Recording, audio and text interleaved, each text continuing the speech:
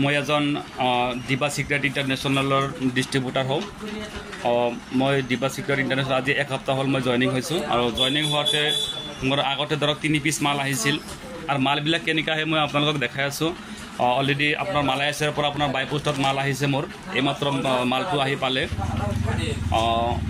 বৰ্তমান আপোনাৰ 1 পিচ মাল আছে আমাৰ যেটো এই দিবা সিক্ৰেট ইণ্টাৰনেশ্যনেল প্ৰডাক্টৰ যেটো হেড অফিস মালয়েছিয়াৰ পৰা আপোনাৰ চেন্নাইত আমাৰ হল মালয়েছিয়াৰ পৰা অফিস দিছে চেন্নাইত। সেই চেন্নাইৰ পৰা অলৰেডি আমাৰ কুৰিয়াৰত মাল আহি মই আমাৰ হাতত পালোঁ অলৰেডি।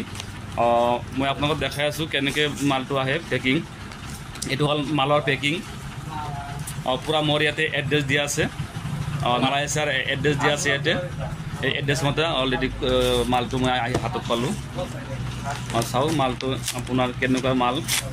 দিবা সিক্ৰেট ইণ্টাৰনেশ্যনেলৰ যিসকল ডিষ্ট্ৰিবিউটাৰ আছে আপোনালোকৰ কোনো টেনশ্যন ল'ব নালাগে। আপোনালোকৰ নিজা নিজা এড্ৰেছত আপোনালোকৰ প্ৰডাক্টটো ঘৰত পাই যাব আপোনালোকে, যেনেকুৱা মই পালোঁ আজি।